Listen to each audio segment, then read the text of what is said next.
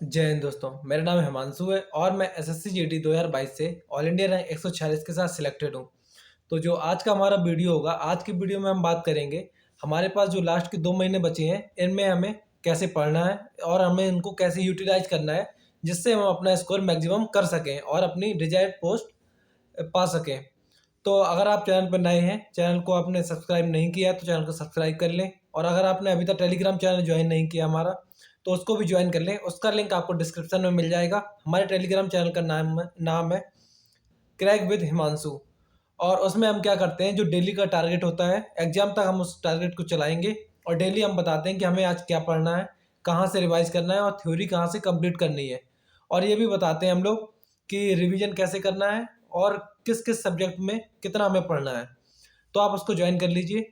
तो चलिए आज का वीडियो शुरू करते हैं। तो सबसे पहले हम बात करते हैं कि जो हमारे पास लास्ट के 2 महीने बचे हैं, इनमें हमारा टाइम टेबल क्या रहना चाहिए। तो टाइम टेबल डिपेंड करेगा आपके सब्जेक्ट के ऊपर, कि जैसे हमारे 4 सब्जेक्ट हैं। एक तो हिंदी या इंग्लिश में से कोई एक जो आप चूज करेंगे, दूसरा मैथ है, रीजनिंग है और जीएस है। अब इसमें से आपको देखना है, जो आप मॉक लगाते हैं, कि आप किस सब्जेक्ट में आपका स्कोर कम रहता है और किस सब्जेक्ट में आपका स्कोर ज़्यादा रहता है। अगर आपका स्कोर मैथ में कम रहता है तो आपको मैथ को ज़्यादा टाइम देना है। अगर आपका स्कोर हिंदी में कम रहता है तो हिंदी को ज़्यादा टाइम देना है। अगर आपका स्कोर रीजनिंग में कम रहता है तो आपको ज़्यादा टाइम अपना रीजनिंग में देना है। आपको इस हिसाब से अपना टाइम नहीं देना है कि मैथ को सिर्फ 2 घंटे या जीएस को 3 घंटे। जिस सब्जेक्ट आपका कमजोर है, जो सब्जेक्ट आपको, उसके हिसाब से आपको टाइम अपना अलॉट करना है। तो सबसे पहले अगर हम बात करें कि दिन की जैसे शुरुआत होगी, तो हमें सुबह सुबह कौन सा सब्जेक्ट पढ़ना है। मोस्टली हमें क्या करना है कि हिंदी या जीएस में से सबसे पहले हमें सब्जेक्ट उठाना है। और हिंदी में क्या पढ़ना है, हिंदी में शब्दावली, जो पर्यायवाची होती है, विलोम शब्द होते हैं, मुहावरे, ये सब पढ़ना है हिंदी में। और उसके बाद हमें फिर जीएस, और हिंदी में शुद्ध अशुद्ध भी, क्योंकि शुद्ध अशुद्ध में सबसे ज़्यादा गलती होती है। मुहावरे और पर्यायवाची तो फिर भी ठीक है, पर्यायवाची थोड़ा टफ हो जाता है और शुद्ध अशुद्ध भी थोड़ा टफ है, क्योंकि शुद्ध अशुद्ध पहचानना थोड़ा सा मुश्किल होता है। तो इनको हमें सबसे पहले याद करना है। इसके बाद हम अपना जीएस में आएंगे। जीएस में जो चीज़ें हमें कठिन लगती हैं, जैसे आर्टिकल हो गए या फिर स्टैटिक जीके हो गई, इनको हमें डेली डेली डेली जिन चीज़ों को रिवाइज करना है, उसको हमें सबसे पहले पढ़ना है। उसके बाद जो चीज़ हमें थोड़ा हल्की लगती है कि हम इसको एक बार पढ़ेंगे और याद हो जाएगी, उसको हम उसके बाद पढ़ना है। फिर हमें क्या करना है, जब हमारे 2 सब्जेक्ट हो जाएंगे, तो हिंदी आधा या 1 घंटे में हिंदी हो जाएगी। उसके बाद फिर हमें जीएस पढ़नी, जीएस को लगभग हमें 2 घंटे देना है। अब ये हमारे याद करने वाले हो गए, तो अब हम थोड़ा सा घूम फिर लेंगे, जो भी होगा रेस्ट लेंगे थोड़ा सा। उसके बाद ऐसा सब्जेक्ट उठाएंगे जिसमें हमें याद नहीं करना कुछ, सिर्फ कैलकुलेशन करनी है हमें, या तो रीजनिंग पढ़नी है। रीजनिंग में भी क्या, या तो जो आपका चैप्टर कंप्लीट कमज़ोर है उसको पढ़ना है, नहीं तो आप क्या करिए, आधे घंटे के लिए कैलकुलेशन करना है आपको। कैलकुलेशन में क्या करना है, आपको स्क्वायर याद करना है, क्यूब याद करना है, और जो फ्रैक्शन होती है फ्रैक्शन याद करनी है। और उसके बाद थोड़ा बहुत जोड़ गुणा भाग ये सब करना है, जिससे आपकी कैलकुलेशन फास्ट हो जाएगी और मैथ में आप बहुत ज़्यादा इंप्रूव करेंगे। और इसका आपको इफेक्ट 10-15 दिन में दिखाई देगा कि अगर आप डेली डेली कैलकुलेशन कर रहे हैं, तो आपका जो मैथ्स है वो बहुत जल्दी होने लगेगा, या जो सिली मिस्टेक्स होती हैं कैलकुलेशन में, वो आपकी सिली मिस्टेक्स नहीं होंगी। फिर हमें अपना रेस्ट लेना है। फिर अब आते हैं दोपहर में। दोपहर में क्या करना है, आपको मैथ्स पढ़ना है। मैथ्स में या तो आप अगर अभी क्लासेस कर रहे हैं, तो लगभग सबकी क्लासेस हो चुकी होंगी जो सिलेबस वाली हैं, तो आप उसको करिए। नहीं तो आपको क्या करना है, जो चैप्टर वाइज रिवीजन करना है, कि जैसे percentage, profit and loss, time and distance, average, इन सबको आपको रिवाइज करना है। ठीक है, तो मैथ की बात कर रहे थे।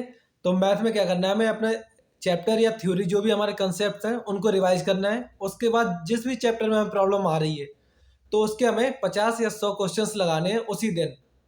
तो आपको वो चैप्टर क्लियर हो जाएगा। और साथ के साथ आपको प्रैक्टिस क्लास लगानी है। प्रैक्टिस क्लास आप किसी से भी लगा सकते हैं जो स्पेशली जीडी के लिए पढ़ा रहे हैं। तो ये मैथ के लिए हो गया। अब आता है हमारा शाम का। तो शाम में रेस्ट वगैरह करने के बाद शाम में हमें 1 घंटे अपना मॉक टेस्ट लगाना है। आप डेली लगा सकते हैं, अगर जिसका सिलेबस वगैरह कंप्लीट है तो वो उसको डेली लगाना है। जिसका सिलेबस नहीं हो तो उसे हफ्ते में 2 या 3 मॉक टेस्ट जरूर लगाने हैं।